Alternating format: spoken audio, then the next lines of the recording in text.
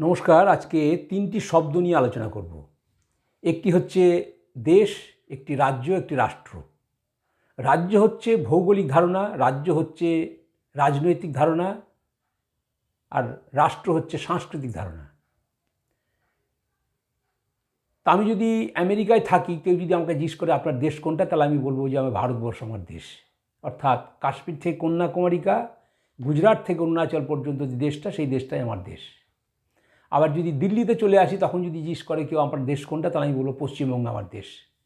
আবার পশ্চিমবঙ্গের কলকাতায় যদি চলে আসি, তখন যদি আমাকে কেউ জিজ্ঞেস করে আপনার দেশ কোনটা, তাহলে বলবো আমার দেশ নদিয়া জেলা কিংবা জলপাইগুড়ি জেলা বা বীরভূম জেলা ইত্যাদি।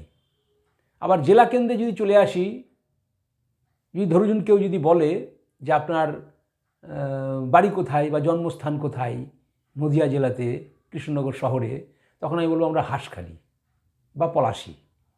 অর্থাৎ মানুষ যে স্থানে জন্মায়, সেটা শহর হতে পারে, ছোট গ্রামও হতে পারে, যেখানে সে বড় হয়ে উঠেছে, আত্মীয় স্বজন, বন্ধু বান্ধব, গাছপালা, নদী নালা, খাল বিল পুকুর, সে যতই সেখানে দারিদ্র্য থাকুক আর যাই থাকুক না কেন, সেই জন্মভূমির প্রতি তার একটা আবেগ তৈরি হয়, তার প্রতি একটা অমোঘ আকর্ষণ থাকে।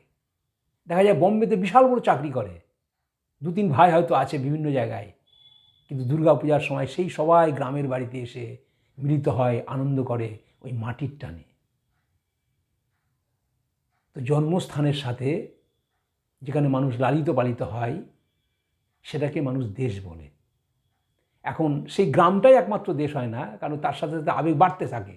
তার স্বার্থ বা তার প্রয়োজন অনুসারে দেখা যাবে সে গোটা জেলাটাকে দেশ বলছে, গোটা রাজ্যটাকে দেশ বলছে। এইভাবে বিস্তৃত হতে হতে গোটা ভারতবর্ষটাই তার দেশ। আমি তো কাশ্মীরে কোনোদিন হয়তো যাইনি, কেরলে হয়তো কোনোদিনও যাইনি, তা সত্ত্বেও ওটা আমার দেশ। তো দেশ হচ্ছে জন্মভূমির সাথে সম্পর্কিত, এবং দেশ একটা ভৌগোলিক ধারণা। এবার আসা যাচ্ছে রাজ্য। রাজ্য হচ্ছে একটা রাজনৈতিক ধারণা বা প্রশাসনিক ধারণা। রাজনৈতিক একক বা প্রশাসনিক একক, সরকার বা গভর্নমেন্ট জড়িয়ে আছে। অর্থাৎ কোন একটা নির্দিষ্ট অঞ্চলকে একটা সরকার শাসন করছে, নির্দিষ্ট জনগণকে। যেমন ভারতবর্ষ একটা রাজ্য, কারণ ভারতবর্ষ একটার একক আছে, প্রশাসনিক একক, যেটা বিশ্বে স্বীকৃত। তার সার্বভৌম ক্ষমতা আছে, দিল্লির শাসন। কিন্তু যেহেতু ভারতবর্ষ অনেক বড় রাজ্য, সেই জন্যে আরও ছোটো ছোটো অনেক প্রশাসনিক একক আছে। যেমন পশ্চিমবঙ্গ একটা রাজ্য, কেরল একটা রাজ্য, মহারাষ্ট্র একটা রাজ্য। ঠিক একইভাবে রাশিয়া এবং চীনেও দেখা যেতে পারে এই জিনিসটা, এবং আমেরিকাতেও আছে ছোটো ছোটো রাজ্য। অর্থাৎ রাজ্য মানে একটা প্রশাসনিক একক। তো এগুলোকে ইংরেজিতে বলে স্টেট, প্রভিন্স, প্রান্ত, রাজ্য। এখন ইংরেজিতে স্টেট বলে একটা কথা আছে, স্টেটের বাংলা আবার রাষ্ট্র হয় আবার রাজ্য হয়। যেমন north Bengal state transport corporation, Uttarbanga রাষ্ট্রীয় পরিবহন, এখানে স্টেটের বাংলা বলা হলো রাষ্ট্র। আবার West Bengal state electricity board, Paschimbanga রাজ্য বিদ্যুৎ পর্ষদ, এখানে স্টেটের বাংলা করা হলো রাজ্য। তাহলে দেখা যায় যে স্টেট বলতে এখানে রাজ্য বোঝাচ্ছে, রাষ্ট্র বোঝাচ্ছে। তাহলে রাজ্য আর রাষ্ট্র কি তাহলে একই? না। রাজ্য হচ্ছে রাজনৈতিক ধারণা, আর রাষ্ট্র হচ্ছে একটা সাংস্কৃতিক ধারণা বা কালচারাল কনসেপ্ট। যেমন ভারত একটা রাষ্ট্র, ভারত একটা রাজ্য, নেপাল একটা রাজ্য, কিন্তু নেপাল আর ভারত একই রাষ্ট্র। কারণটা কি? কারণ নেপালের সংস্কৃতি আর ভারতের সংস্কৃতি এক, হিন্দু সংস্কৃতি, বৈদিক সংস্কৃতি। ঠিক সেই রকম জার্মানির যদি তাকাই, জার্মানি এখন এক হয়ে গেছে। যখন দুটো টুকরো ছিল, পশ্চিম জার্মানি, পূর্ব জার্মানি, তখন দুটো আলাদা স্বাধীন রাষ্ট্র ছিল, স্বাধীন দেশ ছিল, প্রশাসনিক একক ছিল, দুটো রাজ্য ছিল আলাদা, কিন্তু রাষ্ট্র ছিল এক, যেহেতু দুটো জার্মানির সংস্কৃতি এক। ঠিক একই জিনিস ভিয়েতনামের ক্ষেত্রে প্রযোজ্য, ইয়েমেনের ক্ষেত্রে প্রযোজ্য, কোরিয়ার ক্ষেত্রে প্রযোজ্য। উত্তর কোরিয়া, দক্ষিণ কোরিয়া, দুটো আলাদা রাজ্য, আলাদা স্বাধীন দেশ, কিন্তু দুটোরই সংস্কৃতি এক বলে কোরিয়া একটা রাষ্ট্র। তো আমাদের ভারতবর্ষ প্রাচীন রাষ্ট্র, হিন্দু রাষ্ট্র, অখণ্ড ভারত। আমরা বলি না, এই ভারত বা অখণ্ড ভারত বা প্রাচীন রাষ্ট্র বা হিন্দু রাষ্ট্র বা ভারত রাষ্ট্র বলতে কী বুঝি?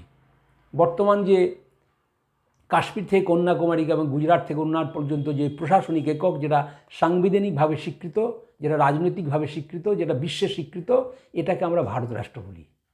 কিন্তু এটাই কি ভারত রাষ্ট্র? একটা রাষ্ট্রের প্রাচীন ইতিহাস আছে।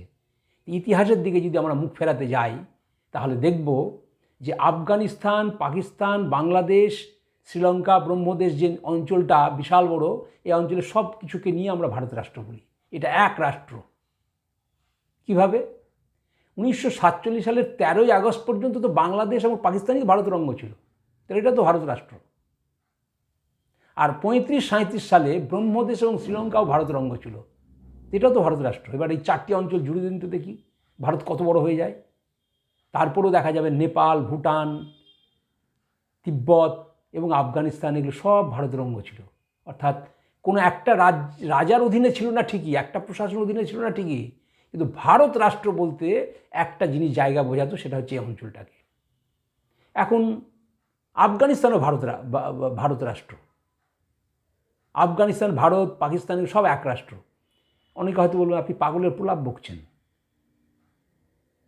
যে দেশে 99-98% মুসলমান হয়ে গেছে, তার সংস্কৃতি পুরো ইসলামিক সংস্কৃতি, সে দেশটা ভারত রাষ্ট্র হয় কী করে? তাদের সংস্কৃতি আমাদের সাথে একই, কিন্তু সেই দেশটা কোথায় থেকে এসছে তার ইতিহাস তো জানতে হবে আমাদের। আফগানিস্তানের শহর আছে, তার নাম কান্দাহার। সেই কান্দাহার শব্দটা এসছে গান্ধার থেকে। এটা লিখেছেন একজন মুসলিম সাহিত্যিক সৈয়দ মুস্তাফা সিরাজ, মুর্শিদাবাদের লোক। তিনি লিখেছেন এ কথা। এটা তিনি লিখেছেন বলে না, এটা ঐতিহাসিক সত্য। ঠিক সেরকম পাকিস্তানে কাটসারাজের মন্দির আছে, সেই মন্দিরটার সাথে মহাভারতের সম্পর্ক আছে। পানিনি জন্মগ্রহণ করেছেন পাকিস্তানে, যিনি শ্রেষ্ঠ ব্যাকরণবিদ ছিলেন।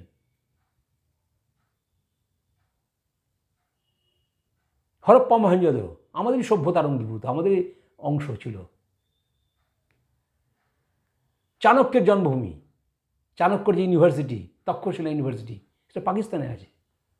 তো 5000 years of history of Pakistan. তো পাকিস্তানের জন্ম হয়েছিল তো 1947 সালের 14ই আগস্ট।